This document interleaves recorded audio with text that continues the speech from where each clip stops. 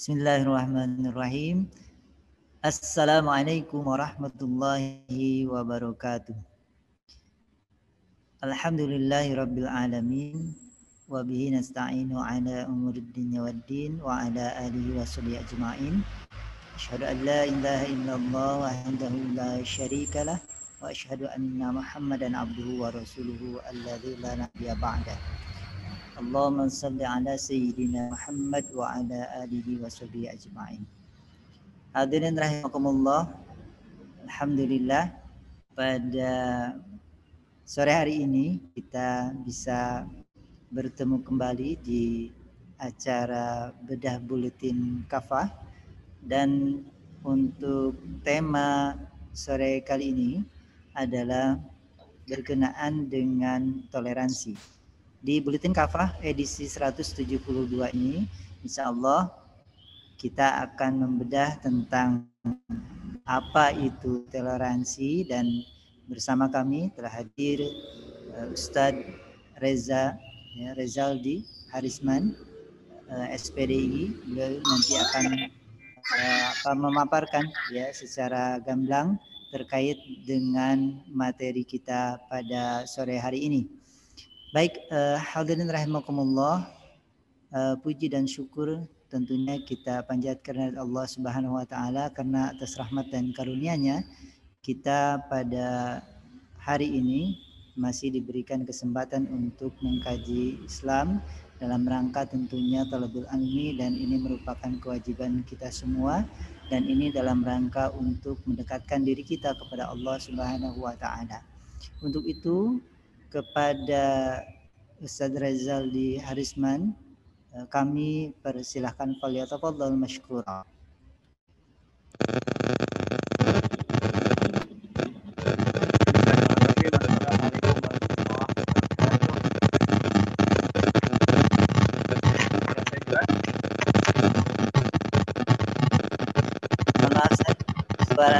Suaranya itu apa?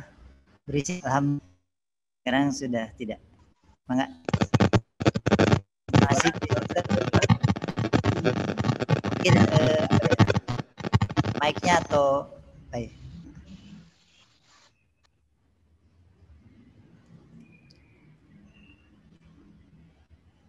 Baik, sambil menunggu, kiranya memang setiap acara kita ada host yang biasa memimpin acara kita. Karena Ustadz Jajang ya seperti biasa beliau menjadi host acara kita. Beliau ada tugas keluar kota sehingga beliau tidak bisa menyertai kita. Khawatir kalau di perjalanan agak tersendat. Kita hubungi lagi kepada Ustadz Rezaldi Harisman. Bismillah, assalamualaikum. Suara saya sudah jelas? Assalamualaikum warahmatullahi wabarakatuh. Silakan. Alhamdulillahirabbil alamin. wassalamu ala asrafil anbiya'i wa mursalin sayyidina wa maulana Muhammadin wa ala alihi wa sahbihi ajma'in. Amma ba'd. Al-Ustadz Denny Kumaha Damang. Alhamdulillah. Alhamdulillah jamaah Ansarullah. Alhamdulillah saya ngan rada batuk sakedik Ustaz. Mohon. Mudah-mudahan nih teman-teman, rekan-rekan, sahabat-sahabat Ansarullah pun senantiasa dalam lindungan Allah, dalam kebaikan, dalam senantiasa keberkahan Allah Subhanahu wa taala insyaallah. Amin ya rabbal alamin. Ngomong-ngomong apa nih yang mau dibahas? Ya, ini tentang toleransi Ustaz. Ya, terkait dengan tema yang diangkat di Buletin Kafah edisi 172 ini ya. Ini sudah menginjak ke bulan Jumadil awal ya. Terasa ini ya. Jumadil awal, Rajab, Sya'ban, Ramadan. Insyaallah nih mudah-mudahan kita terus tetap istiqomah di acara bedah kafah ini dan semoga terus berkembang. Silakan Ustaz untuk membahas tentang tema kita di sore hari ini. Silakan Ustaz. Baik. Nah, yang kemudian diambil oleh Bulet Fah pada tema pekan ini adalah berkaitan dengan masalah toleransi. Kalau saya boleh memberikan judul toleransi yang kebablasan, ya, karena toleransi ini kemudian saban hari menjadi makna pejoratif ya. Dalam ilmu itu ada kita kenal dengan istilah makna pejoratif, artinya suatu istilah yang sudah disetir definisinya, sudah disetir pemaknaannya oleh suatu isu tertentu atau dimaknai oleh pihak-pihak tertentu yang menguasai informasi ya.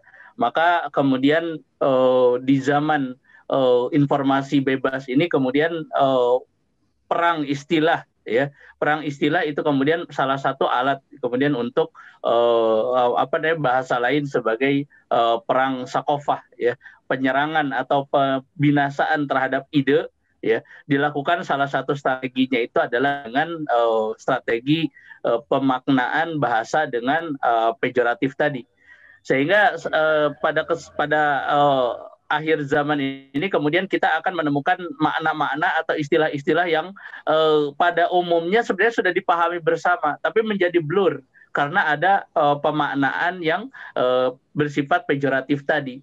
Salah satu di antara contohnya itu adalah kata toleransi. Ya, toleransi kemudian kita pahami secara umum, toleransi itu adalah lapang dada, saling kemudian memahami atau saling menerima terhadap suatu perbedaan.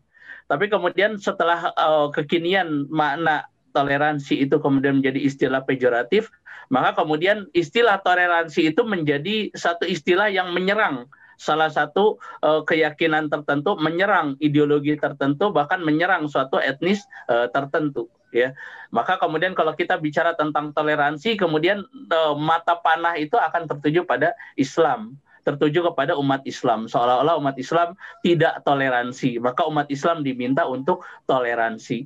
Toleransi yang seperti apa? Toleransinya pun kemudian dalam hal pengamalannya pun bukan lagi menjadikan ajaran agama Islam atau syariat Islam sebagai rambu-rambunya, tetapi kemudian toleransi pun itu kemudian disetir agar umat Islam bersifat atau bersikap toleransi itu sesuai dengan apa yang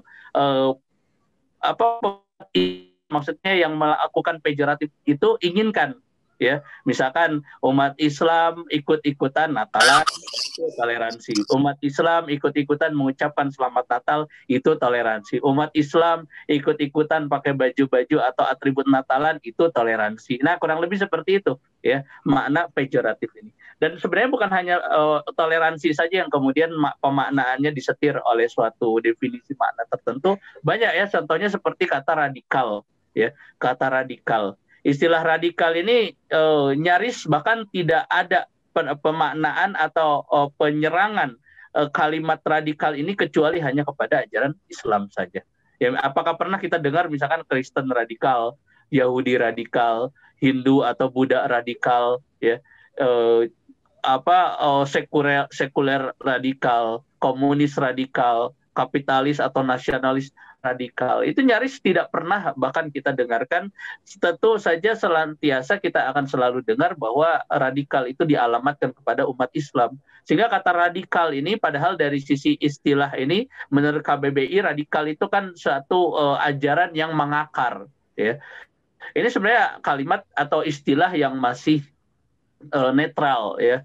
Misalkan dalam sikap keberagamaan tentu kita harus radikal, sebab beragama wajib sampai kepada akar-akarnya. Dalam ajaran Islam akarnya itu adalah akidah Islam, ya.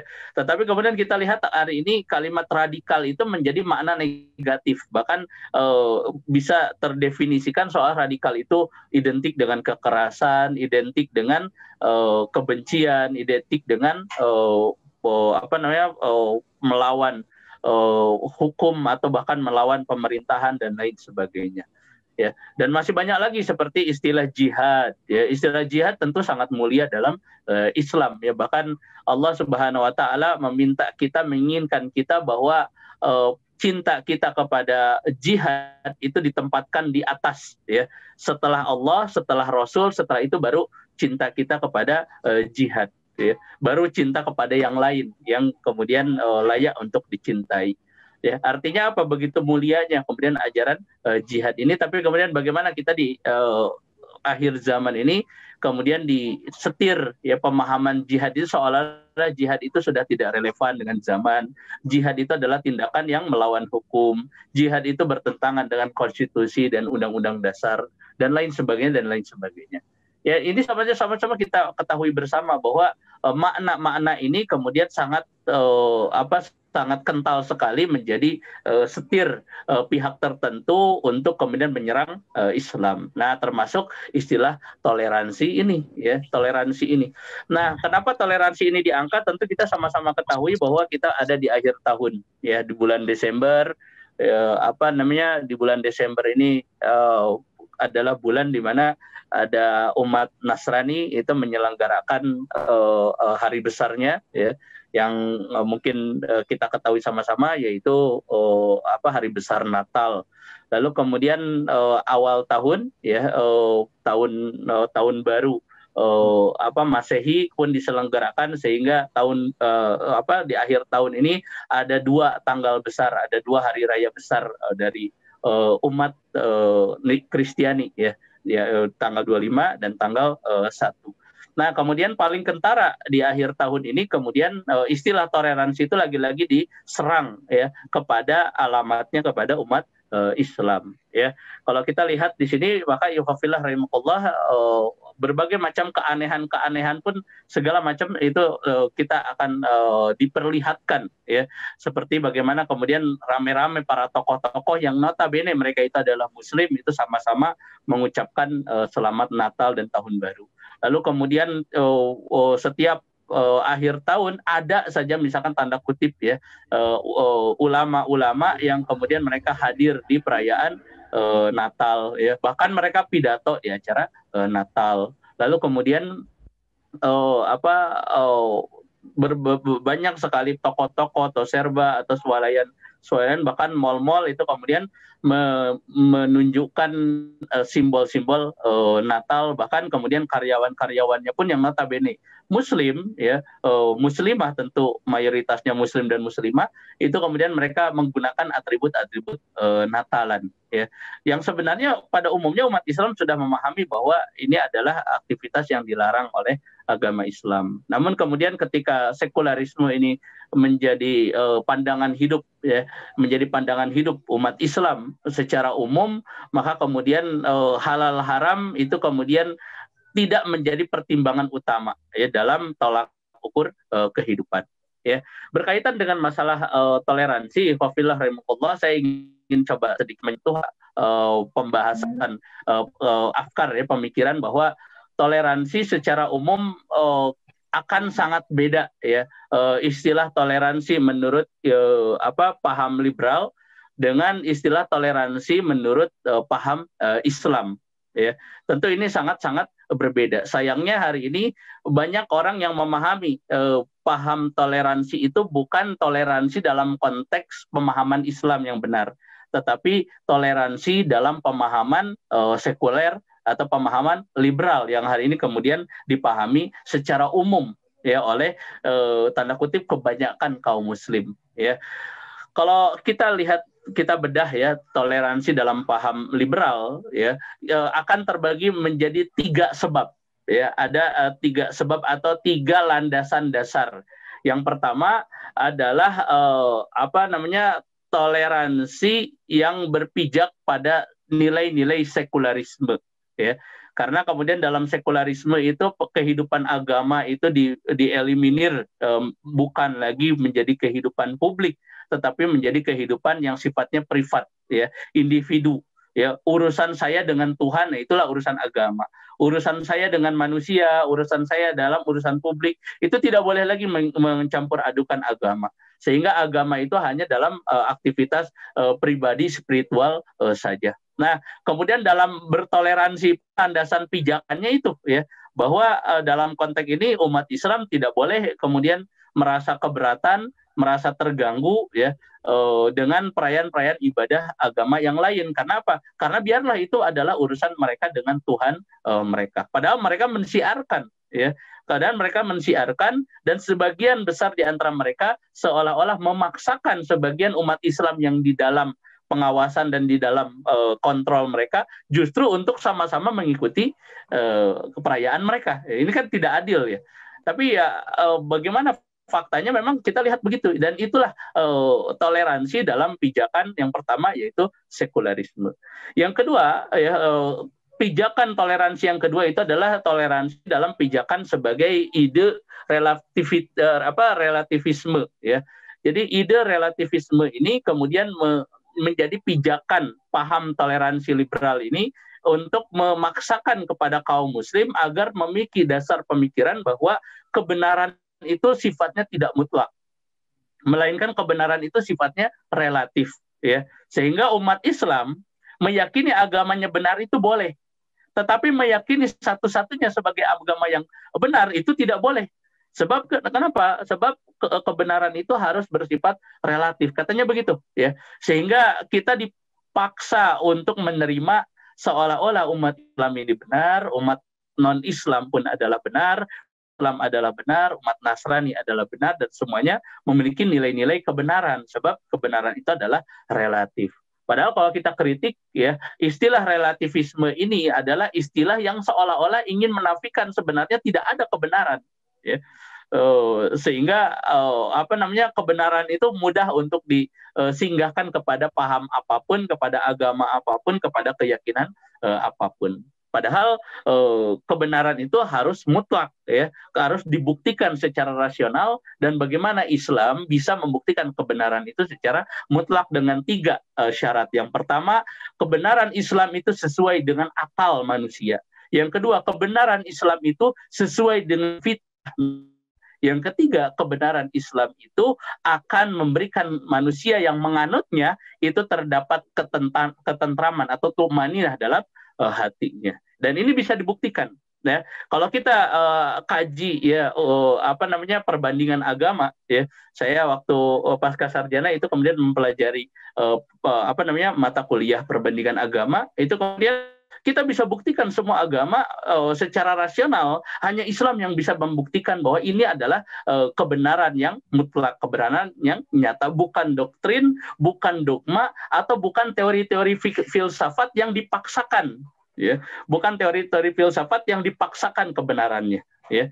Nah, maka kita perlu kritik ya istilah atau toleransi yang kemudian dasarnya yang kedua tadi adalah dasar relativisme. Padahal dalam Islam itu tidak ada relativisme. Dalam Islam itu kebenarannya mutlak ya, kebenarannya mutlak. Sebab Allah sudah menegaskan inna dina indallahil Islam. Sesungguhnya agama din yang diterima oleh Allah hanyalah Islam. Nah, ayat ini menunjukkan mafhum mukhalafah, pemahaman yang bisa kita balikkan, bahwa selain Allah menegaskan bahwa hanya Islam yang diterima oleh Allah, artinya selain Islam itu kemudian mutlak tidak diterima oleh Allah ya. Ini dalam kaidah dalam kaidah tafsir kan begitu ya. Nah, ini yang kedua. toleransi yang ketiga yang dijadikan sebagai pijakan toleransi yang ketiga ini adalah toleransi dalam pijakannya dalam paham pluralisme. Jadi yang pertama tadi itu adalah toleransi dalam pijakannya sekularisme, yang kedua toleransi dalam pijakan relativisme, yang ketiga toleransi dalam pijakan pluralisme. Jadi toleransi itu pijakan pluralisme. Ini racun lagi, ini pemikiran yang sama-sama racun. Kenapa? Karena pluralisme ya menyatakan bahwasanya agama atau kebenaran itu sifatnya plural, ya semua benar. Nah gitu. Kalau tadi kan relativisme itu adalah kebenaran itu relatif, tergantung sudut pandang, tergantung posisi, tergantung keadaan. Tetapi kalau pluralisme ini lebih parah lagi sebab dia mengatakan bahwasanya saya benar, kamu pun benar. Misalkan seseorang yang menasehati orang yang sedang mabuk, ya. Orang yang kalau pluralisme mengatakan bahwasanya saya yang menegur orang yang sedang mabuk benar, dan orang yang sedang mabuk pun itu adalah perbuatan yang benar. Kan ini aneh ya. Ada orang berzina, ya, ada orang yang mohon maaf ya berjima, namun dia sudah menikah, sah menikah, pasangan halal. Orang berjima dengan orang berzina itu dia sama-sama benar. Kenapa? Karena alasan pluralisme tadi. Dan pada faktanya pluralisme agama itu kemudian ingin menyatakan bahwasanya semua agama itu adalah benar. Nah, sehingga 3 pijakan toleransi yang kemudian kebablasan tadi, yang saya katakan kebablasan tadi, ini adalah yang menjadi landasan ya, pemikiran yang sekarang banyak-banyak disebar, banyak-banyak dijadikan sebagai propaganda ya. Sehingga ketika ada umat Islam yang menolak toleransi model liberal seperti ini, mudah kemudian muncul serangan istilah yang baru tadi. Istilah apa? Istilah radikal. Sehingga muncullah Islam radikal, gerakan Islam radikal, kelompok Islam radikal. Maka kemudian muncullah berbagai macam tindakan-tindakan hukum untuk kemudian menyerang siapapun pihak-pihak atau siapapun ormas atau siapapun kelompok yang kemudian tidak setuju dengan toleransi kebablasan tadi. Ya. Nah, ini yang pertama yang harus kita sama-sama ketahui tentang racun istilah toleransi kebablasan ini. Dan ini yang banyak kemudian dikampanyekan oleh orang-orang pengagung paham-paham liberal, termasuk orang-orang kafir yang ingin menyesatkan kaum muslim. Nah, kemudian yang kedua yang tidak kalah penting, ifafillah rahimahullah, lalu kemudian muncul pertanyaan, lantas apa itu toleransi dalam Islam? Apakah toleransi dalam Islam itu ada? Kalau kita lihat misalkan contoh dalam kamus ya, dalam kamus istilah yang paling pas kemudian untuk dinisbatkan kepada istilah toleransi, kita akan temukan misalkan dalam kitab Al-Munawir, kita akan temukan istilah tasammuh ya. Tasammuh itu adalah bahasa Indonesianya, artinya toleransi. Artinya apa? Dalam terminologi bahasa Arab ya, tentu bahasa Arab adalah bahasa Islam adalah bahasa Arab. Artinya ada toleransi dalam Islam, dalam bahasa Arab disebut dengan tasammuh ya. Nah, tasammuh ini dilihat dalam kitab Al-Munawir ya, dalam kamus Al-Munawir tadi, kalau kita lihat artinya apa? Artinya itu adalah membiarkan atau berlapang dada, atau membiarkan atau berlapang dada. Itu artinya tasammuh. Artinya apa? Dalam Islam toleransi itu dibenarkan, tetapi Islam memiliki sikap yang jelas, yang kemudian sikap ini tidak akan bertentangan dengan akidahnya dan tidak bertentangan dengan syariahnya. Kalau misalkan tadi kita membahas sedikit tentang toleransi menurut liberal, jelas toleransi paham liberal ini yang pertama bertentangan dengan akidah Islam, yang kedua bertentangan dengan syariat Islam, ya. Tapi berbeda dengan toleransi dalam pemahaman Islam yang dipahami tasammuh tadi. Tasammuh ini tentu adalah toleransi yang sikapnya pertama jelas tidak bertentangan dengan akidah Islam, yang kedua kemudian tidak bertentangan dengan hukum syara ya. Nah, seperti apa toleransi yang benar dalam Islam ini? Sebagaimana arti dari terjemahan tasammuh tadi, apa itu? Yang pertama mendiamkan, yang kedua berlapang dada. Ya, jadi ini jelas sikap yang jelas. Misalkan ya ada umat Kristiani menyelenggarakan misa atau menyelenggarakan Natalan. sikap umat Islam yang toleransi, yang tasamu itu adalah cukup dia itu berlapang dada, yang kedua mendiamkan, membiarkan mereka merayakan tanpa dihalang-halangi. Itu adalah sikap toleransinya umat Islam. Apakah ini adalah hal yang baik? Jelas hal yang baik. Sebab apa? Sebab fitrah manusia, ya ini saya tegaskan ya bahwasanya fitrah manusia itu adalah fitrah tauhid. Ya, fitrah manusia itu adalah fitrah tauhid. Manusia ya sangat kemudian tidak layak ada ini pembahasan teologi ya. Umat Islam wajib memegang teguh ini ya. Dan ini disebutkan bukan hanya dalam konteks umat Islam, tapi ini adalah fitrah manusia ya. Jadi umat manusia adalah makhluk yang spesial ya, makhluk yang spesial. Maka kemudian akan menjadi sesuatu yang merendahkan harkat martabat manusia apabila manusia menyembah sesuatu yang sesuatu itu dibuat-buat oleh manusia itu sendiri. Ini adalah fitrah tauhid ya, fitrah tauhid. Artinya apa? Manusia akan mulia, kedudukannya akan mulia, posisinya ketika manusia itu menyembah sesuatu yang layak untuk disembah. Artinya apa? Manusia menyembah sesuatu yang lebih hebat, lebih besar, yang maha hebat, yang maha besar daripada manusia. Lah ini kita misalkan melihat ada manusia menyembah sesuatu yang dibuat oleh manusia itu sendiri. Tentu fitrah manusia menolak itu seharusnya. Dan umat Islam, terutama yang memiliki ajaran tauhid, dan pada hakikatnya agama-agama yang dibawa oleh Nabi dan Rasul adalah juga ajaran tauhid, tentu akan sangat keras menolak tindakan-tindakan pengibadahan kepada sesuatu yang tidak layak diibadahi. Seharusnya umat Islam mencegah itu. Seharusnya umat Islam melarang itu. Seharusnya umat Islam menghancurkan berhala-berhala dan apapun yang tidak layak disembah manusia, padahal pada saat itu disembah. Tetapi apa? Toleransinya umat Islam, toleransinya ajaran Islam, toleransinya Allah mengajarkan hambanya untuk toleransi, cukup tasammuh ya, cukup diamkan dan berlapang dada terhadap mereka. Bisa jadi mereka belum diberikan hidayah oleh Allah. Bisa jadi kemudian mereka masih dikeraskan hatinya. Atau bisa jadi mereka memang sengaja oleh Allah ditutup mulutnya, ditutup telinganya, ditutup matanya, ditutup hatinya. Ya. Tetapi umat Islam lihat diperintahkan oleh Allah untuk lakum dinukum waliyadin. Ya. Bagiku agamaku, bagimu agamamu. Nah ini adalah sikap tasamuh. Jadi kurang toleransi apa umat Islam? Ya, dengan cukup membiarkan, mendiamkan, berlapang dada ada agama yang lain, mereka menyembah sesuatu yang pandangan umat Islam itu sebenarnya tidak layak untuk disembah. Ya.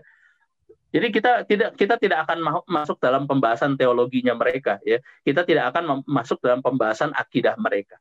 Tapi secara umum kita akan kemudian sama-sama sepakati bahwa apa yang mereka sembah itu kemudian pada kondisi yang tidak layak mereka sembah. Ya, menjadikan makhluk sebagai sesembahan mereka, makhluk diinterpretasikan sebagai Tuhan mereka, bahkan bukan makhluk, ini patung, ya, patung diinterpretasikan sebagai sesembahan mereka. Kan ini menghinakan, ya, menghinakan kemuliaan manusia itu sendiri, ya, yang seharusnya umat Islam melawan itu, seharusnya umat Islam menghancurkan itu.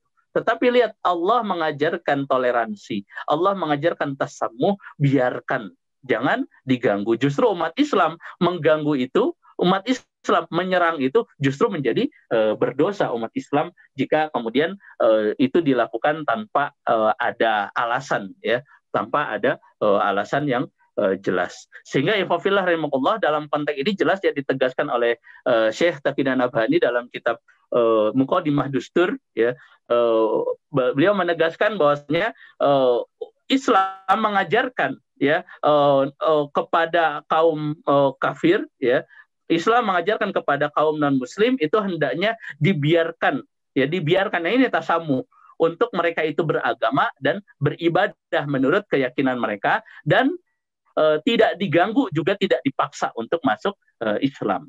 Nah ini tasamuh dalam ajaran Islam, biar mereka dalam agama mereka. Nah Dengan ini kan jelas bahwa dalam ajaran Islam itu ada toleransi, sehingga umat Islam tidak boleh dipaksa untuk melakukan toleransi, untuk bersikap toleransi yang terminologi toleransi itu adalah keinginan dari terminologi kaum liberal tadi, ya, soal toleransi itu harus ikut, ya, sehingga dalam hal ini kita bisa lihat bagaimana kemudian Imam Ibnul Qayyim Az-Zawzi rahimahullah beliau menegaskan bahwasanya toleransi kaum muslim adalah toleransi yang kemudian tidak bertentangan dengan akidah dan tidak bertentangan dengan hukum syara. Oleh sebab itu ada 3 hal yang tidak boleh dilakukan oleh kaum muslim, ya, menurut Imam Ibnul Qayyim Az-Zawzi. Yang pertama, haram hukumnya kaum muslim itu bermumalaah, ya, mumalaah. Itu artinya apa? Haram kaum muslim itu untuk merayakan. Mumalaah itu merayakan hari besar mereka atau hari keagamaan mereka. Itu yang pertama. Yang kedua, haram hukumnya kaum muslim, umat Islam untuk hudur, ya, hudur itu hadir atau ikut hadir dalam pelaksanaan agama mereka. Yang ketiga, kata Imam Ibnul Qayyim Az-Zawzi, haram hukumnya kaum muslim untuk musa'adah, ya, untuk memberikan bantuan atau untuk memberikan kemudahan mereka untuk merayakan hari raya. Saya ulangi lagi, yang pertama, umat Islam tidak boleh melakukan mumalaah, ya. Mumalaah itu adalah ikut merayakan. Yang kedua, tidak boleh hudur. Hudur itu hadir, terlibat dalam perayaannya, ada di gereja atau ada di tempat ibadah mereka ketika mereka sedang beribadah. Yang terakhir, umat Islam tidak boleh mengikuti dalam konteks musa'adah, ya, dalam konteks memudahkan atau membantu mereka dalam hari raya besar mereka. Sehingga dalam hal ini jelas, ya, umat Islam tidak boleh mengucapkan selamat, ya, tidak boleh mengucapkan selamat, tidak boleh hadir, bahkan tidak boleh ikut menjadi pengaman, ya. Ada beberapa ormas Islam yang latah, ya, jadi petugas keamanan, bahkan jadi tukang parkir. Kata Imam Ibnul Qayyim Az-Zawzi, ini jelas adalah sikap yang diharamkan. Bahkan pernyataan ini bukan pendapat pribadinya Ibnul Qayyim, tetapi diambil dari ijma kaum muslim secara keseluruhan yang tidak ada perbedaan, ya, tidak ada perbedaan, tidak ada pertentangan dalam hal ini. Semua umat Islam memiliki kesamaan. Ya, maka ikhwafillah rahimakumullah, jika kemudian ada kaum muslim yang terlibat dalam satu di antara 3 atau bahkan 3-tiganya, ya, menurut Imam Ibnul Qayyim Az-Zawzi dikatakan ini akan masuk ke dalam apa yang disebut oleh Nabi, man tasyabbaha biqaumin fahuwa minhum. Barang siapa ikut-ikutan, ya, perayaan suatu kaum, ibadah suatu kaum, agama suatu kaum, ya, fahuwa minhum, maka mereka terlibat di dalamnya, ya. Ini menjadi qarinah yang sangat jelas, untuk indikasi hukum sangat jelas bahwa haram hukumnya kaum muslim terlibat walaupun hanya sehelai rambut, ya, dalam perayaan ibadah kaum kafir. Ya, saya kira sudah sangat jelas, ya, dalam pembahasan ini, sehingga umat Islam perlu diedukasi, ya, bahwa kebebasan, toleransi, ya, yang dalam Islam betul-betul diajarkan adalah toleransi yang kemudian sesuai dengan definisinya, yaitu berlapang dada dan diamkan, ya, bukan artinya ikut terlibat dalam merayakannya, hadir dalam perayaannya, ikut memudahkan, ya, atau ikut membantu dalam perayaannya. Ini tidak sama sekali, ya, tidak dibolehkan. Sebagaimana yang kita sama-sama ketahui dalam terminologi toleransi versi liberal, ya, jelas ini adalah diharamkan. Wallahu a'lam bissawab. Mungkin demikian Ustadz Denny, ya. Barangkali ada yang bisa ditambahkan atau dikoreksi, tafadhal masykur. Baik. Terima kasih Ustadz Reza. Dan hadirin rahimakumullah, tadi disampaikan begitu gamblang terkait dengan tema kita, ya, terkait toleransi ini. Ya, tadi disampaikan bagaimana toleransi dalam terminologi Barat, ya. Dan memang sebenarnya kalau dari dari terminologi Barat ini, sejarahnya itu kan adanya pertikaian antara kaum Kristen Kristen Katolik dan Kristen Protestan, ya, sehingga kemudian muncul ide toleransi di antara mereka dan diambil jalan tengah, dan yang jalan tengah itu adalah sekularisme begitu. Nah itu kemudian dibawa ke ranah peradaban Islam gitu, sehingga ini jelas akan berbeda karena acuannya juga berbeda. Sementara di dalam Islam sudah ada berkaitan dengan tasamuh sebagaimana tadi disampaikan bahwa Islam memiliki adab terkait dengan hal tersebut. Bahkan tadi disampaikan lakum dinukum waliyadin. Jadi kita tidak pernah memaksa orang-orang di luar Islam untuk masuk Islam gitu, karena sesungguhnya siapapun yang masuk Islam itu dikarenakan memang hidayah dari Allah Subhanahu wa taala. Tidak ada paksaan di dalam masalah agama. Baik, terima kasih Ustaz Reza atas apa yang tadi disampaikan, dan hadirin rahimakumullah, silakan bagi hadirin yang akan menyampaikan pertanyaan atau kemudian pendapat, tanggapan, ya kami terima, kami tunggu. Silakan langsung di chat aja, ya, yang masuk di Zoom ataupun mungkin nanti ada di Facebook atau di YouTube, ya. Baik, ya sudah masuk ini pertanyaan, ya. Izin bertanya, saya Sugeng dari Kampung Paralon, Bojong Soang. Nah, bagaimana terkait dengan perayaan ulang tahun yang di dalamnya ada kue dan yang dihias sedemikian rupa dan ada tiup lilin dan dibungkus dengan istilah yang Islami, semisal barakallahu fi umrik, dan seperti apa? Apakah ada perayaan hari lahir dalam sudut pandang Islam? Demikian, Ustaz. Silakan di komentar, Ustaz. Ya, baik. Ada pertanyaan yang pertama berkaitan dengan ini, ya, berkaitan dengan hari ulang tahun, yang dimana di hari ulang tahun ini dirayakan dengan dengan adanya kue ulang tahun dan ada tiup lilin dan ada balutan-balutan Islaminya, ya, dengan adanya doa dan sebagainya. Ikhwafillah rahimakumullah, tentu dalam hal ini umat Islam ada beberapa pendapat, ya, ada beberapa perbedaan. Ya, ada umat Islam yang kemudian menolak, ya, perayaan milad sama sekali, ya, ditolak secara total. Tapi sebagian ada umat Islam yang kemudian melihat bahwasanya ada unsur-unsur yang tidak sepenuhnya diharamkan dalam konteks ulang tahunnya, ya, dalam konteks miladnya, ya. Saya lebih cenderung pada pendapat jumhur ulama dalam konteks milad itu kemudian dalam Islam tentu diperbolehkan, ya, tentu diperbolehkan.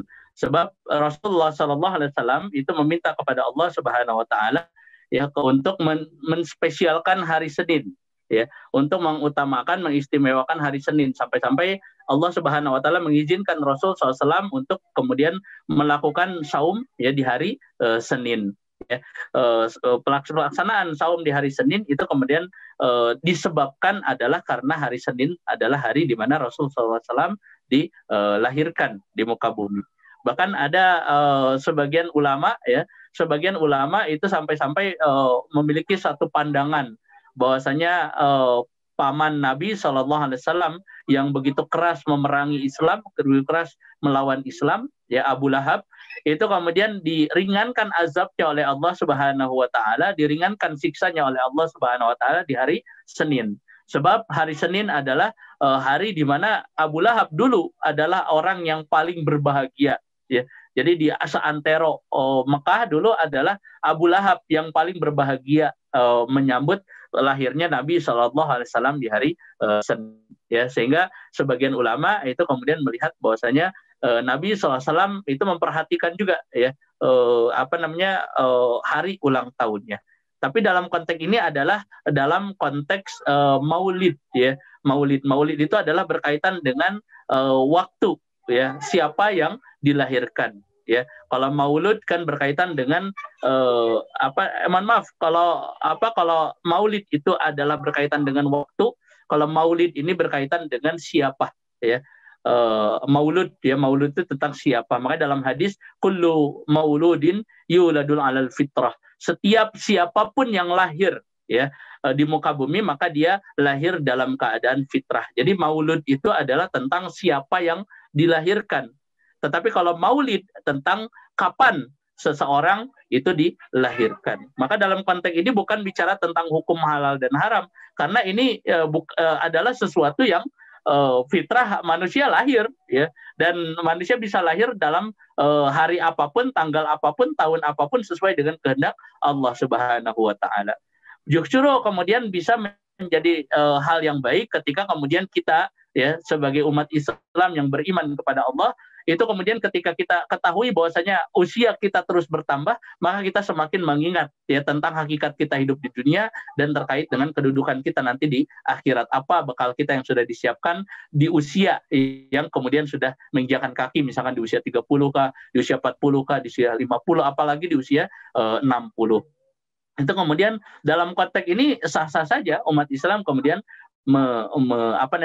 memandang bahwasanya hari lahir itu diingat atau dikenang untuk mengingatkan kepada dia untuk bertazkirah, ya, untuk bertazkirah, ya, mengingat diri, ya, mengingat betul-betul tentang hakikat diri. Tapi kemudian ketika hari ulang tahun dirayakan dengan perayaan tertentu, nah ini memang perlu hati-hati, ya. Maka kemudian untuk hari raya ini dalam konteks diberikan hadiah, ya, dalam Islam tentu itu adalah hal yang diperbolehkan, ya. Tahabbu, ya, berilah hadiah maka kalian akan saling mencintai satu sama lain. Justru Rasul memerintahkan itu. Dan ini tidak ada batasan hari, tidak boleh memberikan hadiah di hari ulang tahun, kan tidak ada ketentuannya. Ini bisa dilakukan kapanpun, termasuk diberikan hadiah itu ketika seseorang sedang milad, ya, di hari ulang tahunnya. Diberikan hadiah Al-Quran, diberikan hadiah audio Quran, diberikan hadiah buku, diberikan hadiah hal-hal yang kemudian dapat memberikan dia itu kebahagiaan, senang. Tentu itu adalah baik dalam Islam. Tapi terlebih lagi jika kemudian perayaan ulang tahun itu, ya, wabil khusus meniup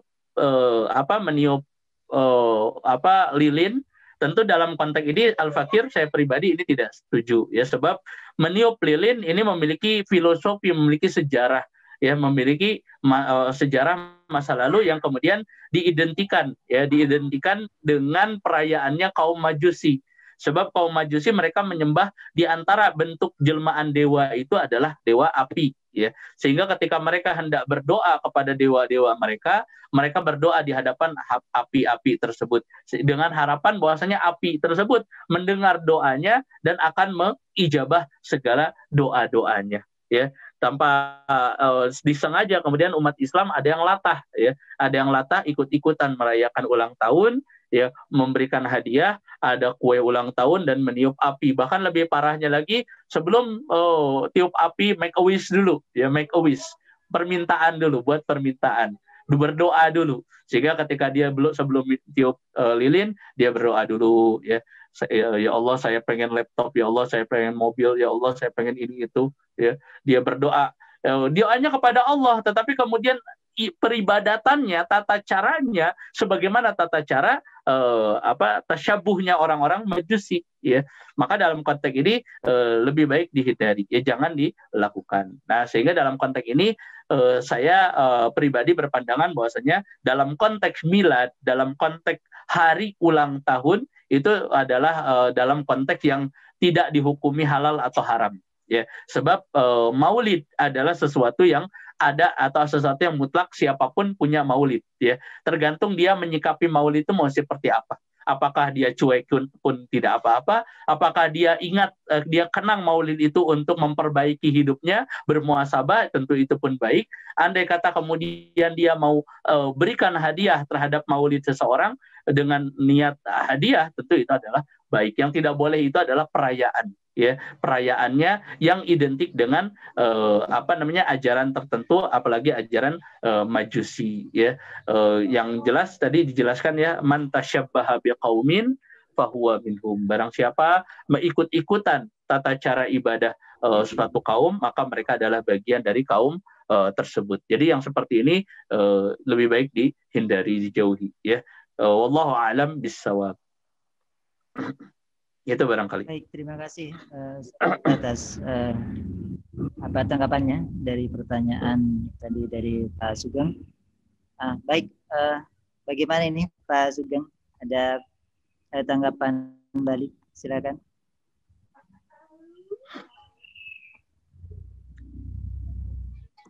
Dan alhamdulillah sambil menunggu ya, barangkali ada tanggapan. Partisipan sampai saat ini untuk di Zoom ya, tadi sampai 24 orang, alhamdulillah, barakallah. Dan mudah-mudahan ke depan juga nanti hadirin bisa juga mengundang ya grup-grup masing-masing ya di grup WhatsApp-nya atau di pertemanan di Facebook gitu ya, untuk bisa mengikuti ya, kajian bedah buletin KFA ini, sehingga kita bisa lebih banyak manfaatnya, banyak orang kemudian mengikuti kajian kita. Baik, alhamdulillah. Tadi ini ada pertanyaan yang lainnya ya. Bismillah, izin tanya, apakah apabila pas perayaan tahun baru kafir ya, misal kita beli dan niup trompet, nyalain kembang api, apakah itu termasuk pemborosan atau kita masuk akidah orang kafir? Nah, ini, gimana Ustaz? Iya betul. Nah, ini ya dalam era kapitalisme ini segala sesuatu yang bisa mendatangkan uang, segala sesuatu yang bisa kemudian mendulang rupiah itu tanpa memandang halal haramnya, sehingga kemudian ada umat Islam yang memanfaatkan ya momentum tahun baru ini kemudian untuk berjualan trompet ya. Karena trompet ini bentuknya unik dan kemudian banyak di jalan-jalan ya, banyak di mana-mana. Tidak sedikit umat Islam yang orang tuanya ya, anak-anak muslim yang orang tuanya tidak paham.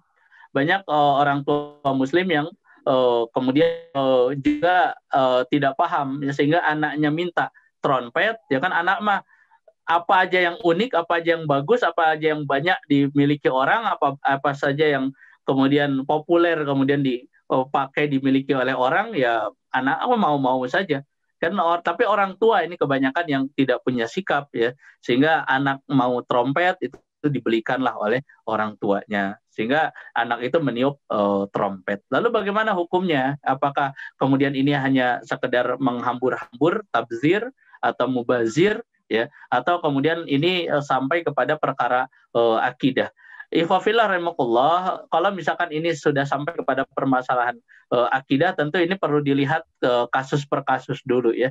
Tergantung seseorang itu kemudian menggunakan trompet itu untuk apa ya, dan perlu dilihat akidahnya. Sementara persoalan akidah itu secara khusus adalah hubungan dia dengan Allah Subhanahu wa taala, nyaris tidak ada yang tahu.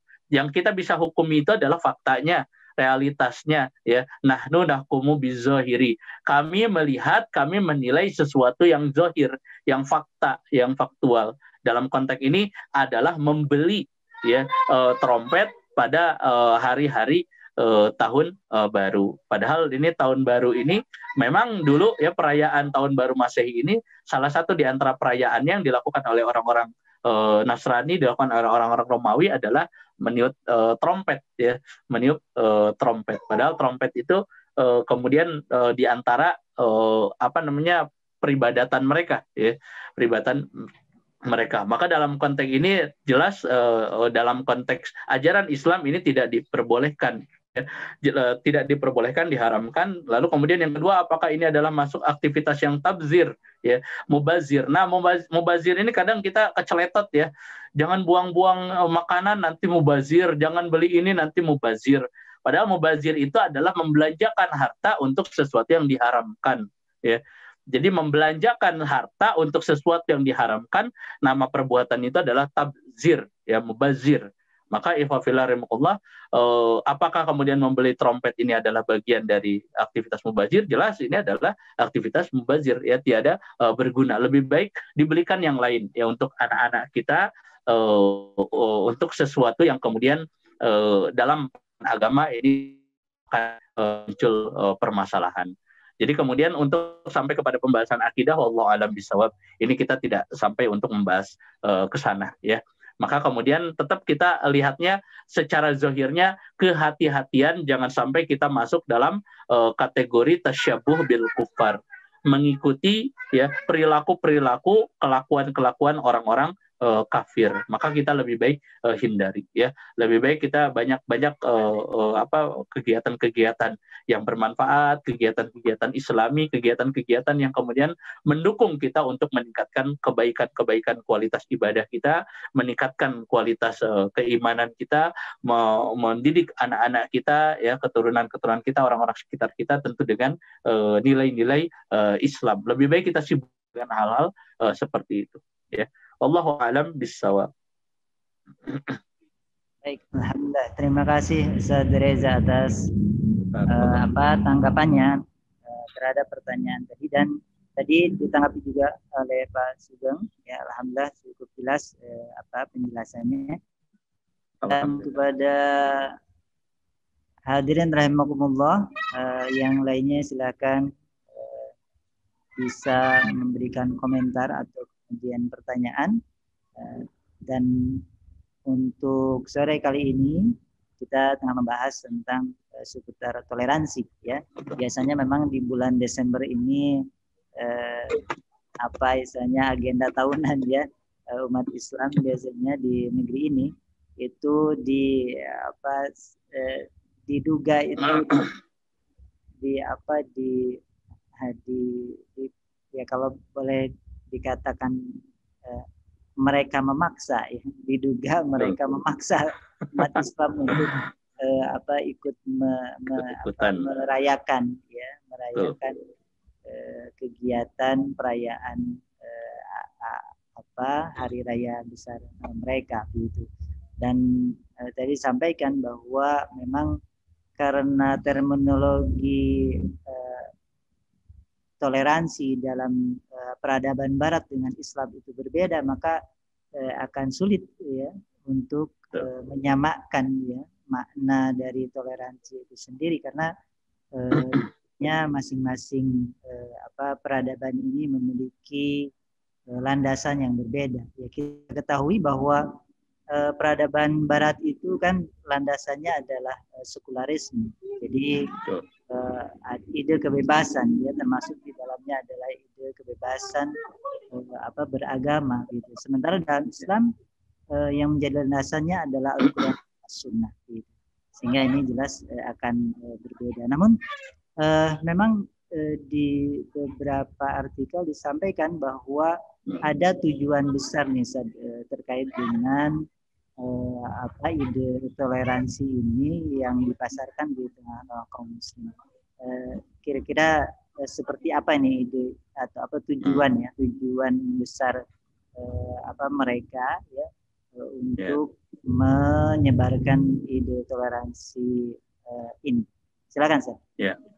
Ya, secara garis besar, secara umum bahwa setelah runtuhnya ideologi komunisme terakhir di Uni Soviet, maka kemudian ideologi kapitalisme Barat tidak memandang musuh yang lain yang sangat nyata, yang sangat mengancam keberadaan ideologi kapitalisme yang mengglobal ini, kecuali hanya satu yang mengancam, yaitu Islam. Walaupun negaranya sudah tidak ada, imperium peradaban khilafahnya sudah tidak ada, tapi Islamnya masih ada, ya, penganutnya masih ada, bahkan menjadi penganut agama terbesar kedua, ya, di dunia, ya, yaitu sekitar 1,3 miliar manusia di dunia ini kemudian berpotensi kemudian untuk menjadi ancaman ideologi Barat. Ini kemudian sudah ramal, ya, analisis ini oleh National Intelligence Council Amerika, Badan Intelijen Amerika,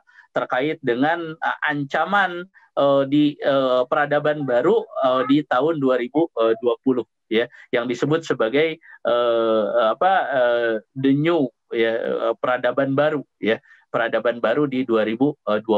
Dan salah satu analisis NIC ini adalah tegaknya kembali the new caliphate, ya, kehilafahan baru. Tentu dalam konteks ini analisis oleh badan intelijen, ya, bukan oleh ormas biasa, bukan oleh oleh orang biasa, bukan oleh badan biasa, tapi ini badan intelijen. Tentu kajiannya kan tidak sembarangan, ya, tidak sembarangan. Maka kemudian Mapping the Global Future 2020 yang ditulis oleh NIC ini kemudian menjadi rekomendasi untuk pemerintah Amerika Serikat di tahun 2004 waktu itu kepada George Bush, ya, George Bush. Sehingga pasca dari itu George Bush memimpin Amerika, dan setelah kepemimpinan George Bush pun melanjutkan proyek Amerika adalah the War of Terror, ya, memerangi perang melawan terorisme, ya. Sementara kemudian terorisme yang dimaksud oleh Amerika Serikat itu bukan sekedar dalam konteks aktivitas teror, tetapi ideologi yang dianggap berpotensi untuk menuju kepada teror pun menjadi sasaran perang Amerika, ya. Sehingga dalam konteks ini menjadi pasal karet, ya, untuk Amerika Serikat untuk memerangi kaum Muslim. Nah, kemudian tentu yang menjadi tolak ukur untuk menindak atau untuk memerangi umat Islam yang seperti apa, itu salah satu di antara yang digunakan oleh Amerika Serikat atau negara-negara yang berada di belakang Amerika Serikat ini adalah yaitu respon dan sikap umat Islam terhadap istilah, ya, terhadap sesuatu yang dianggap universal oleh negara Barat. Di antaranya adalah istilah toleransi ini, ya. Sehingga jika ada umat Islam yang kemudian tidak atau menolak atau kemudian melawan agama yang lain yang melaksanakan Natal atau melaksanakan perayaan yang lain, maka kemudian itulah yang menjadi target sasaran, ya, war of teror tadi, ya. Sehingga dalam konteks ini rencana global, rencana besar yang kemudian dilakukan oleh negara-negara Barat kepada umat Islam, tentu di sini adalah salah satunya menyaring, ya, umat Islam yang mana yang dianggap oleh Amerika, dianggap oleh sekutu-sekutunya Amerika itu sebagai organ-organ atau ormas-ormas atau kelompok-kelompok umat Islam yang intoleran tadi, ya. Nah, makanya intoleransi itu lawan sikapnya adalah intoleran. Jadi yang toleransi ya berarti ya ikut merayakan Natal, ikut mengucapkan Natal, ikut menghadiri Natal, ikut membantu atau memudahkan perayaan Natal. Yang tidak ikut, nah, maka mereka itu adalah intoleransi, kan begitu, ya, kan begitu. Nah, itu mau-maunya atau keinginannya dari penjajah Barat. Nah, kemudian dalam konteks ini umat Islam itu wajib punya sikap. Jangan kemudian defensif apologetik. Enggak kok umat Islam itu kemudian tidak intoleran. Umat Islam itu toleran. Ini buktinya kita mengucapkan selamat Natal. Nah, ya, akhirnya kemudian menjadi pihak yang tertuduh, ya, defensif apologetik, sehingga seolah-olah jadi membenarkan kemudian apa yang kemudian ditembakkan oleh penjajah ini kepada umat Islam. Tentu ini adalah hal yang berbahaya. Maka kemudian patokannya lagi-lagi umat Islam memahami toleran itu boleh bersikap toleran dengan syarat dua. Tidak boleh toleransi tetapi kemudian merusak akidahnya. Yang kedua, tidak boleh toleransi tetapi merusak hukum syara'nya, merusak syariatnya. Nah, bagaimana toleransi yang tidak merusak akidah, yang tidak merusak syariatnya? Maka toleransilah berdasarkan definisi yang tepat dan benar. Toleransi adalah berlapang dada dan berdiam diri terhadap pelayaan mereka tanpa ikut-ikutan, ya. Wala ana abidum ma abattum wala antum abiduna ma a'bud lakum dinukum waliyadin, ya. Kami tidak akan menyembah apa yang mereka sembah, sebagaimana mereka pun tidak akan menyembah apa yang kita sembah. Maka toleransi dalam Islam sudah ditegaskan, sudah digariskan dalam Al-Quran dan As-Sunnah, ya, lakum dinukum waliyadin. Bagi kalian itu silakan agama kalian. bagi kami silakan agama kami. Namun dalam konteks ini perlu juga hati-hati umat Islam, bahwa dalam konteks ini jangan sampai umat Islam hilang juga sikap toleransinya kepada orang-orang non Muslim, sehingga ada umat Islam yang nggak mau kemudian bermuamalah dengan orang-orang kafir, ya. Walaupun itu pilihan, itu boleh-boleh saja, ya. Misalkan seorang atasan sebuah perusahaan kemudian merekrut karyawan yang non Muslim, lalu kemudian ada Muslim yang ingin berbelanja ke toko yang toko itu milik non Muslim. Apakah boleh atau tidak? Ini boleh-boleh saja. Ya, umat Islam diperbolehkan bermuamalah, ya, dengan orang-orang kafir, orang-orang non Muslim, itu diperbolehkan, ya, diperbolehkan. Rasul SAW dulu bermuamalah kok dengan orang-orang Yahudi, bahkan dengan orang-orang non Muslim. Jadi kita dilarang, ya, untuk terlibat dalam konteks ibadah, dalam konteks akidah. Tetapi dalam konteks muamalah secara general itu diperbolehkan, ya. Bahkan kita diminta oleh agama kita, ajaran Islam itu, untuk tetap berbuat baik kepada mereka. Sebagaimana yang Allah tegaskan, ya, la yanhaqumullahu 'anil ladzina lam yuqatilukum fid-din wa lam yukhrijukum min diyarikum, ya, antabarruhum ilaihim wa tuqsitu ilaihim, ya. Kalian tidak dilarang oleh Allah Subhanahu wa taala untuk berbuat baik kepada orang-orang kafir selama dua hal. Yang pertama, orang kafir itu tidak kemudian yuqatilukum fiddin, tidak memerangi agama kalian, ya, tidak memerangi Islam, ya. Yang kedua, ya, wa yukhrijukum, ya, wa yukhriju min diyarikum, tidak mengusir, ya, kita dari negeri kita, tidak mengusir kita dari tempat-tempat kita. Jadi kalau dia tidak memerangi agama kita, kalau yang kedua dia tidak mengusir kita dari tempat-tempat kita, antabarruhum, ya, maka kita boleh untuk berbuat baik kepada mereka, dan kemudian kita boleh untuk berbuat adil kepada mereka.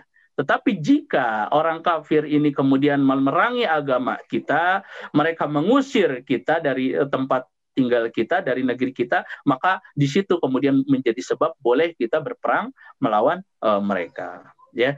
Terutama dalam konteks ini umat Islam hari ini mayoritas, ya, mayoritas di negeri Indonesia ini terhadap orang-orang non Muslim, sehingga dalam konteks ini kita boleh bermuamalah kepada mereka dalam perkara-perkara yang memang diperbolehkan dalam ajaran agama Islam, ya. Boleh jual beli, boleh berbisnis, bahkan bersirkah, ya, bermusyawarah, ya, dalam perkara bisnis usaha pun itu diperbolehkan dengan orang-orang kafir, orang-orang non Muslim, ya. Jadi betapa Islam ini toleransi kepada mereka, ya, toleransi, tapi dalam tanda kutip, ya, toleransi dalam ajaran Islam, ya. Nah, itu sekedar tambahan, ya, sekedar tambahan, karena khawatir, ya, ada umat Islam yang kemudian seolah-olah membenarkan bahwa Islam itu tidak intoleran. Maksudnya umat Islam itu intoleran, sehingga umat Islam tidak mau bermuamalah dengan mereka, jual beli dengan mereka, nggak mau usaha dengan mereka, bahkan nggak mau berbuat baik padahal mereka bertetangga, ya. Dan dalam Islam itu selama mereka itu tetangga kita, ya, mereka non Muslim, mereka tetangga kita, diwajibkan kita untuk berbuat baik kepada mereka, ya. Bahkan bertetangga ini adalah perkara yang agung dalam Islam, ya, baik dalam bertetangga walaupun mereka non Muslim. Nah, ini sekedar tambahan. Wallahu a'lam bishawab. Jazakallah khairan katsir. Baik, Ustaz. Ini ada pertanyaan lagi. Bismillah. Afwan, Ustaz, bagaimana kalau teman dari non-Muslim, ya, memberi kita berupa parsel di hari raya Islam atau misalnya hari Idul Fitri? Bolehkah kita menerimanya? Silakan, Ustaz. Ya. Rasulullah SAW itu beberapa kali menerima hadiah dari orang-orang non-Muslim. Bahkan Rasul pernah menerima seorang budak, ya, dari seorang raja, ya, dari Muqawqis, ya, yang kemudian dari budak ini kemudian dimerdekakan oleh Rasul, dinikahkan oleh Rasul, kemudian lahirlah seorang anak bernama Ibrahim bin Muhammad bin Abdullah. ya. Jadi menerima hadiah dari orang kafir, orang non muslim ini diperbolehkan, dan Rasul banyak menerima hadiah. Rasul menerima madu, ya. Rasul menerima kurma, ya, dalam suatu hadis dalam kitab fikih sunnah yang ditulis oleh Imam Said Sabiq dalam bab saum, ya, berkaitan dengan kafarat, ya, bahwa di situ diceritakan riwayat secara utuh, ya, panjang sekali riwayatnya tentang seseorang sahabat di Madinah yang kemudian dia berjima dengan istrinya, mohon maaf, di bulan Ramadan. Lalu kemudian datang kepada Nabi, ya Rasulullah, aku berjima dengan istriku sementara aku sedang melaksanakan saum. Nabi meminta dia untuk membebaskan budak sementara dia orang miskin, dia tidak sanggup. Yang kedua, Nabi SAW meminta dia untuk memberikan makan 60 orang kaum duafa, kaum fakir miskin, dan dia pun tidak mampu. Maka Nabi meminta dia untuk melaksanakan saum 2 bulan berturut-turut, dan dia pun tidak sanggup. Sebab 1 bulan pun dia nggak sanggup, bulan Ramadan. Ini diminta 2 bulan, dia tidak sanggup. Maka kemudian sampai Nabi mendiamkan orang tersebut beberapa lama, sampai datang beberapa kelompok dari negeri yang lain, dari kaum kafir, ya, dari negeri kafir, memberikan hadiah kepada Rasul kurma terbaik di negeri mereka. Dan Rasul mendapatkan beberapa kantong, ya, beberapa keranjang.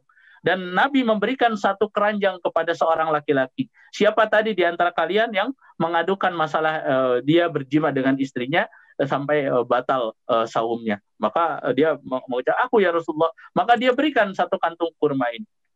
Engkau berikan kurma ini kepada orang-orang miskin di antara kalian. Maka kata laki-laki tersebut, ya Rasulullah, wallahi demi Allah di Madinah ini nggak ada orang yang paling miskin kecuali saya ya Rasulullah. Maka Rasul tersenyum, Rasul ketawa, dan Rasul kemudian langsung memberikan, silakan bawa saja ini keranjang dan berikan makan keluargamu. Maka dia pulang dengan senang hati.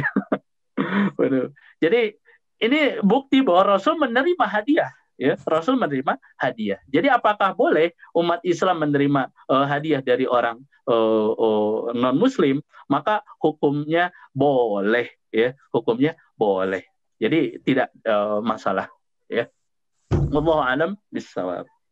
Baik, alhamdulillah. Terima kasih Ustaz.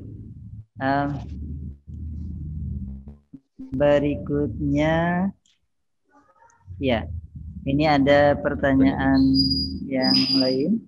Bismillah, Ustaz, kenapa setiap pas hari raya non-muslim ada kejadian kekacauan yang selalu menuduh yang berbuat itu adalah umat Islam? Ini gimana, Ustaz?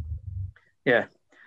Baik, ikhwafillah rahimakumullah, bahwa kita sama-sama ketahui ya bahwa peristiwa demi peristiwa, apalagi kemudian berkaitan dengan masalah keagamaan, itu sesuatu yang jelek itu selalu saja dinisbatkan kepada umat Islam, ya. Walaupun seringkali kita harus lebih jeli, lebih cerdik, ya, lebih melihat bahwasanya jika betul dilakukan oleh orang Islam, ya, misalkan mohon maaf katakanlah tindakan teror, ya, seperti beberapa tahun yang lalu ketika akhir tahun itu ada terjadi bom, ya, 3 tempat, yaitu 1 keluarga, begitu tuduhannya, wallahu alam bisawab apa yang sebenarnya terjadi. Tidak bisa kemudian itu dinisbatkan kepada ajaran Islam, tidak bisa dinisbatkan kepada agama Islam, ya. Tentu saja itu kemudian dilakukan oleh oknum yang kebetulan dia beragama Islam. Walaupun dia mengatasnamakan agama Islam, tentu kita tidak sepakat karena perbuatan-perbuatan yang seperti itu tidak dibenarkan dalam ajaran Islam, ya, melakukan teror dan sebagainya, ya. Sebagaimana kemudian juga di beberapa negara, ya, kita lihat misalkan beberapa bulan yang lalu di New Zealand, ya, terjadi penembakan di masjid, ya, terjadi penembakan di masjid. Ya, ketika dilihat si pelakunya ini adalah agama Kristen, apakah kemudian kita alamatkan bahwa agama Kristen itu begini dan begitu, agama Kristen mengajarkan teror? Tentu kan tidak. Kita lihat bahwa itu adalah aktivitas oknum, ya, pribadi dia. Ya, memang orang ini ya orang yang biadab, ya, sehingga orang ini kemudian melakukan perbuatan-perbuatan yang keji, ya. Dan kita tidak kemudian mengalamatkan itu sebagai sebab agamanya. Sebagaimana kemudian di Amerika waktu itu terjadi kejadian rasis, ya. Kepolisian Amerika itu kemudian menindak seorang negro berkulit hitam. Itu kemudian padahal tindakan melawan hukumnya pun bukan tindakan berat, tapi tindakan kecil. kemudian dia hanya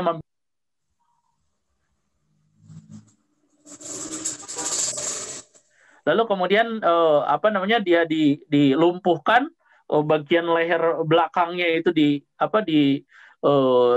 lutut ya, ditindih ya, ditindih oleh lutut kepolisian tersebut sampai I don't breathe ya, aku tidak bisa napas. Namun polisi itu tidak bergumam dengan teriakan tersebut sampai akhirnya seorang berkulit hitam itu meninggal dunia. Lalu kemudian dunia gempar dengan meninggalnya satu orang kulit hitam karena masalah rasis ini. Dan tidak pernah ada yang kemudian menyinggung, bertanya polisi itu agamanya apa, ya. Polisi itu agamanya apa, ya. Dan begitu pun kita temukan 3 tahun yang lalu ya di Norwegia, ya. Di Norwegia itu ada penembakan, ya, dan ini alamatnya bukan umat Islam. Ya, bukan umat Islam, tapi penembakan brutal. Ya, ini orang ini kemudian seperti psikopat. Ya, penembakan brutal, bahkan yang meninggal itu sampai 119 orang. Ya, di Norwegia. Lalu bahkan dunia itu beberapa saat setelah itu kemudian sempat dituduhkan, diisukan, diopinikan seolah pelakunya umat Islam. Lalu kemudian ketika ditangkap pelakunya dan diadili pelakunya, ternyata pelakunya bukan beragama Islam, bahkan dia adalah agama Kristen Ortodoks, ya, Kristen Ortodoks. Dan siapapun termasuk umat Islam tidak ada yang menuduh bahwa itu adalah karena agama, karena agamanya begini dan begitu, tidak ada. Tentu siapapun akan mengatakan itu adalah oknum, ya, tentu itu adalah oknum. Ya, sebagaimana hari ini ya di tempat kita di Indonesia ini senantiasa di akhir tahun apalagi perayaan-perayaan agama itu kemudian seringkali ada saja di isu-isu yang dihembuskan. Ya, beberapa hari yang lalu Menko Polhukam itu sudah mulai menggemboskan terkait dengan teroris muda, ya. Lalu kemudian direspon oleh Kabid Humas ya, Polri, bahwa terkait dengan teroris muda ini dimunculkan lagi isu-isu seperti ini, ya. Dan teroris muda itu sebenarnya lagi-lagi masih dalam konteks yang general, ya, belum dialamatkan kepada kelompok siapapun. Meskipun istilah teroris, lagi saya kutip tadi di pembahasan awal, ini adalah salah satu istilah pejoratif, ya. Istilah teroris itu seolah lagi-lagi kemudian dialamatkan kepada umat Islam. Ya, ketika yang melakukan kejahatan itu adalah bukan Islam, maka tidak ada disematkan istilah teroris. Ya, kemudian kepada pelaku penembakan di New Zealand, ya, padahal ini jelas biadab dan sangat keji, tidak ada istilah teroris. Ya, lalu kemudian Papua, ya, banyak kelompok bersenjata yang dibunuh, masyarakat sipil bahkan tentara dibunuh, banyak sekali tentara dan polisi yang dibunuh oleh mereka, tapi kemudian tidak ada penisbatan istilah teroris kepada mereka. Dan di seluruh dunia itu selama pelakunya bukan Islam, ya, dia bukan teroris. Tapi kalau umat Islam pelakunya membuat kericuhan walaupun tidak ada yang meninggal dirinya sendiri misalkan, ya sangat mudah sekali untuk dilayangkan tuduhan tentang terorisme. Makanya memang hati-hati lagi dengan istilah pejoratif ini, ya, karena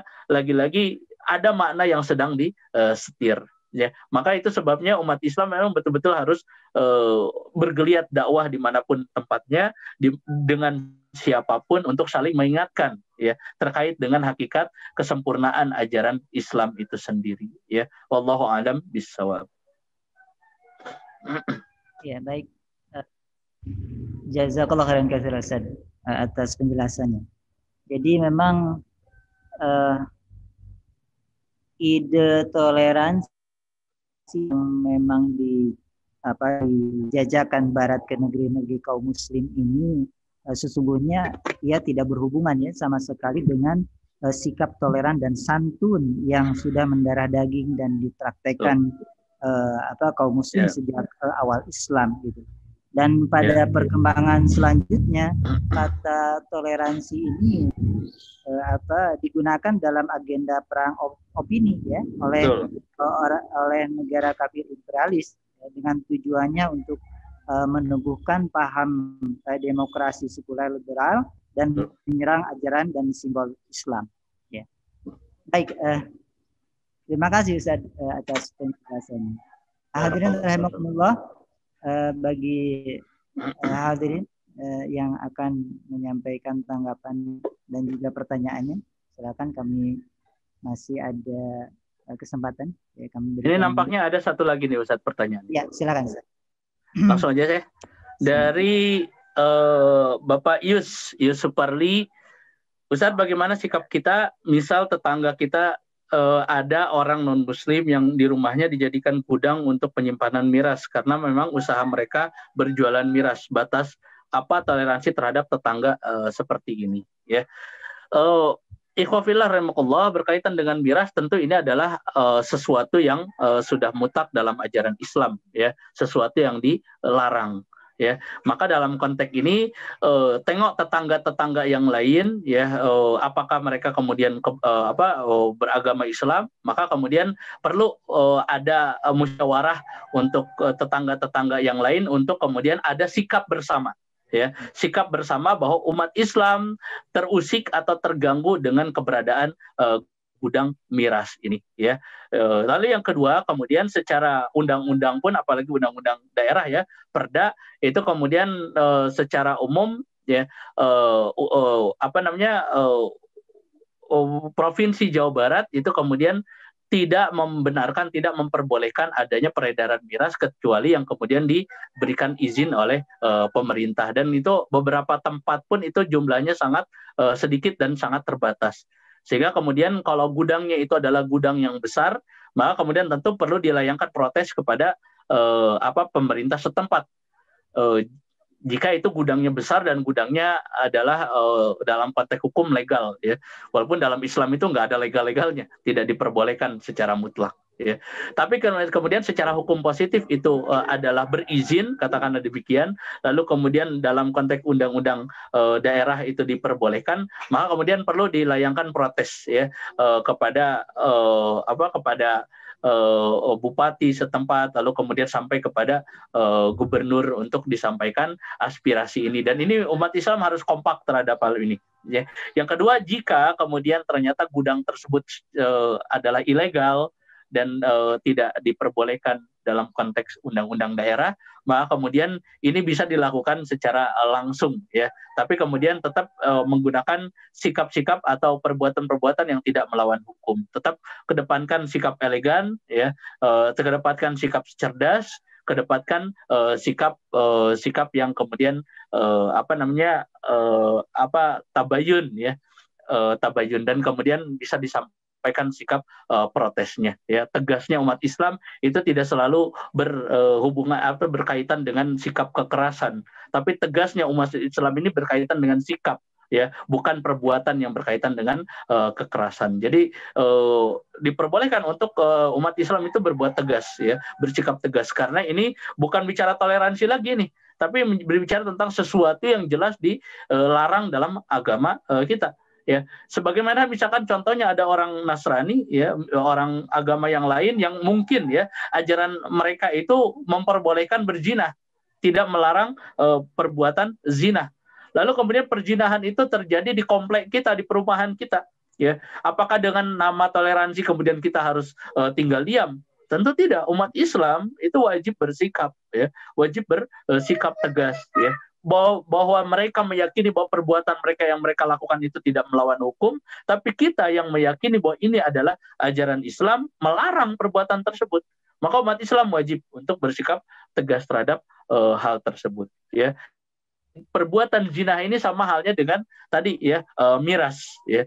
Tetangga kita atau misalkan di sekitar perumahan kita ada yang pesta miras, ya, walaupun mereka itu agama Nasrani atau agama yang lain yang mereka meyakini perbuatan itu tidak bertentangan dengan agama atau tidak bertentangan dengan hukum, tapi umat Islam harus punya sikap, ya. Maka umat Islam wajib tegas. Walaupun saya ingin tegaskan bahwa sikap tegas itu tidak selalu harus bersikap dengan kekerasan, ya. Sikap tegas itu menunjukkan suatu sikap kaum muslim terkait dengan keyakinan ajaran agamanya. Kekerasan itu kemudian dalam kondisi-kondisi tertentu, di kondisi sekarang itu akan menjadi delik, ya, akan menjadi delik hukum. Apalagi kemudian tuduhan intoleran itu kemudian lagi-lagi selalu dilayangkan kepada umat Islam. Maka umat Islam ini perlu cerdas ya dalam bersikap di zaman penuh fitnah seperti sekarang ini. Yang Nabi SAW sebutkan dalam hadis riwayat di riwayat Al-Hakim dalam kitab Al-Mustadrak, ya, yusadiqu fihal kadzib wa yukadzibu fihas shadiq wa yu'tamanu fihal kha'in wa yukhawwanu fihal amin. Ya, dunia itu akan terbalik kata Nabi SAW. Ya, orang yang benar akan dituduh sebagai pendusta, pendusta akan bisa mencitrakan diri seolah-olah sebagai orang yang benar. Orang yang amanah akan difitnah sebagai pengkhianat yang berbahaya, ya, makar dan lain sebagainya, intoleran dan lain sebagainya. Orang-orang intoleran, ya, orang-orang biadab, orang-orang bejat, ya, pengkhianat yang sebenarnya justru mereka bisa mencitrakan diri sebagai seolah-olah dirinya adalah sebagai orang-orang yang amanah, orang yang benar. Nauzubillah, ya. Keadaan itu kan tidak pernah ada di zaman Nabi, tidak pernah ada di zaman sahabat, tabi'un, tabi'in, tabi'in dan seterusnya sampai zaman ke era kaum muslim. Kan baru ada itu di zaman ketika umat Islam hari ini teralienasi, ya. Hari ini umat Islam tersudutkan, ya. Umat Islam itu betul-betul dalam posisi terbalik, ya, yang Nabi sebutkan sanawatun khadda'at, ya, tahun-tahun yang jungkir balik, ya, tahun-tahun yang penuh dengan kebohongan, tahun-tahun yang penuh dengan hoax, tahun-tahun yang penuh dengan kebohongan. Ya, kita lihat banyak di jalan-jalan spanduk-spanduk yang secara resmi dikeluarkan oleh Polri, misalkan kita lawan hoax dan lain sebagainya. Padahal kita kemudian sangat tahu siapa kemudian yang suka penyebar hoax. Ya, dari mana sumber hoax itu, ya, siapa yang sering memainkan berita-berita hoax, siapa yang kemudian dari peristiwa-peristiwa besar yang terjadi itu kemudian mengawalinya dengan berita-berita hoax, ya. Itu kan sanawatun khadda'atun, ini tahun-tahun penuh kebohongan, ya. Dan mereka seolah-olah benar padahal mereka yang berdusta. Dan mereka berkampanye anti hoax, anti kebohongan, anti kedustaan. Nauzubillah min dzalik. Inilah ya salah satu di antara fitan, ya, fitnah-fitnah akhir zaman. Wallahu a'lam bishawab. Baik, alhamdulillah. Terima kasih Ustaz atas penjelasannya. Dan hadirin rahimakumullah, karena waktu kita juga cukup terbatas, ya, untuk menjelaskan tadi atas pertanyaan kami kira sudah cukup. Dan untuk closing statement, silakan Ustaz Reza untuk menyampaikan. Ya, baik, ikhwah fillah rahimakumullah, saya ingin menjelaskan salah satu di antara kutipan sirah nabawiyah, ya, di peristiwa Mekah, ya, dan ini menjadi asbabun nuzul turunnya surat Al-Kafirun, bahwa Nabi SAW itu pernah dilakukan diajak rekonsiliasi, ya, diajak untuk berkompromi dengan orang-orang kafir Mekah Quraisy pada saat itu yang diwakili oleh beberapa orang petinggi Mekah. Juru bicaranya itu adalah Al-Walid bin Mughirah. Al-Walid bin Mughirah ini adalah salah satu orang cerdas, ya, salah satu orang cerdas yang dianggap bijaksana di Mekah, ya, yang kemudian menjadi juru bicara untuk kemudian diajak berkompromi Nabi Muhammad ini. Dan Walid bin Mughirah itu memberikan tawaran kepada Rasulullah SAW bahwa kenapa tidak, ya, engkau mengajak kami untuk ikut ajaranmu, siapa tahu kami mendapat kebaikan dari agamamu. Dan apa salahnya engkau dan kaum muslim ikut ajaran kami juga, gitu. Siapa tahu ada kebaikan dari ajaran kami untuk kalian. Jadi kami saling, ya, jadi umat Islam ikut juga beragama atau ikut dalam perayaan-perayaan atau dalam keyakinan-keyakinannya orang-orang musyrik Quraisy, dan orang-orang musyrik Quraisy pun akan juga nanti terbuka dengan umat Islam, ya. Lalu kemudian ini kan kompromi, ya, kompromi. Bahkan dalam riwayat yang lain Nabi SAW itu kemudian jika mau dengan tawaran ini Nabi akan diberikan kesempatan untuk menjadi penguasa di Mekah, ya, akan menjadi penguasa di Mekah, ditawari itu, ya. Maka kemudian ini menjadi sebab turunnya surat Al-Kafirun. Qul ya ayyuhal kafirun, katakanlah wahai orang-orang kafir, la a'budu ma ta'budun. Tidaklah kami akan menyembah, saya akan menyembah apa yang kalian sembah, ya. Sebagaimana tidak juga engkau akan menyembah apa yang kami sembah. Sampai kepada akhir ayat tersebut mengatakan bahwa lakum dinukum waliyadin. Bagiku agamaku, bagi kamu adalah agamamu. Maka ini akan menjadi satu batasan yang jelas, yang tegas bagi umat Islam agar jangan sampai kemudian umat Islam mencampur adukan, ya, akidahnya, keyakinan agamanya dengan orang-orang yang beragama lain selain agama Islam, ya.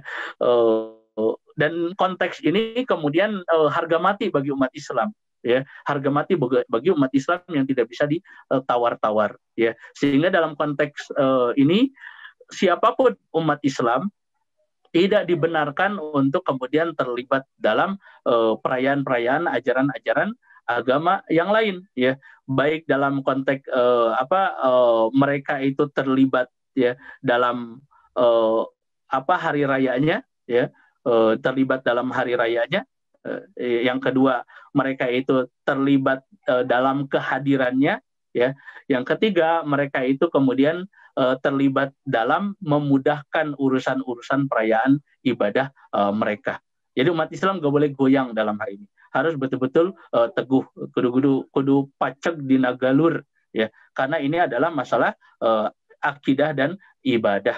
Kalau masalah akidah dan ibadah, lakum dinukum waliyadin, ya. Tapi dalam konteks muamalah, dalam konteks jual beli, apalagi dalam konteks bai'ah, ya, dalam konteks usaha, bisnis, dunia usaha dan sebagainya, tidak dilarang umat Islam kemudian untuk bermuamalah dengan orang-orang kafir, lah. Karena ditegaskan oleh Allah Subhanahu wa taala, la yanhaqumullahu 'anil ladzina lam yuqatilukum fid din wa lam yukhrijukum min diyarikum, ya. Diperbolehkan umat Islam untuk berbuat berbuat baik, berbuat adil, ya, berbuat kisti, ya, berbuat adil kepada orang-orang kafir selama mereka tidak melakukan dua hal. Yang pertama, mereka tidak memerangi agama kita. Yang kedua, tidak mengusir dari negeri-negeri kita, maka boleh untuk kita berbuat adil kepada mereka, ya. Allah yuhibbul muqsitin, karena Allah mencintai orang-orang yang adil, ya. Maka dalam hal ini sangat jelas dan tegas batasan toleransi umat Islam itu apa, ya, sehingga tidak terkotori, tersamarkan oleh propaganda-propaganda toleransi yang kemudian versi toleransinya orang-orang liberal tadi. Wallahu alam bissawab. Baik. Itu barangkali. Terima kasih. Jazakallah khairan katsira Ustaz Reza atas penjelasannya. Demikian hadirin rahimakumullah, tadi disampaikan dengan panjang lebar terkait dengan tema kita di bedah buletin KAFA di edisi 172 ini, dan tadi disampaikan bagaimana di closing statement terkait dengan apa yang seharusnya, ya, umat Islam pahami terkait dengan makna toleransi ini. Maka dari itu kesalahkaprahan atas makna toleransi di kalangan kaum muslim itu harus segera diakhiri. Caranya dengan menyadarkan bahwa narasi toleransi merupakan proyek barat untuk mendekonstruksi, melumpuhkan, bahkan melenyapkan ajaran Islam. Islam telah memiliki konsepsi toleransi yang adil dan proporsional yang akan menjadikan kaum muslim dan non-muslim justru bisa hidup rukun secara sempurna dan penuh keamanan serta kesejahteraan. Hal ini hanya bisa diwujudkan dalam daulah Islamiyah. Ini pula yang telah dicontohkan oleh Rasulullah SAW. Alhamdulillah. Hadirin rahimakumullah, telah tiba kita di penghujung acara di sore hari ini. Terima kasih atas atensinya dan tentunya atas apa yang diberikan, ya, terkait dengan pengembangan acara kita, dan insya Allah mudah-mudahan ke depan kita akan jauh lebih baik. Dan tentunya kami sekali lagi ucapkan jazakallah khairan katsiran kepada Ustaz Rezaldi Harisman yang telah Sama-sama, Ustaz. memaparkan terkait kita pada sore ini. Demikian hadirin yang kita akhiri kita pada majelis. Subhanakallahumma wa bihamdika asyhadu an la ilaha illa anta astaghfiruka wa atubu ilaik. Wal minkum ila subhak. Assalamualaikum warahmatullahi wabarakatuh. Waalaikumsalam warahmatullahi wabarakatuh. Alhamdulillah. Hatur nuhun Ustadz, izin pamit undur diri kepada semuanya. Mohon maaf jika ada kekurangan. Mangga, wassalamualaikum warahmatullahi wabarakatuh. Waalaikumsalam warahmatullahi wabarakatuh. Jazakumullah khairan katsiran. Barakallahu fiikum.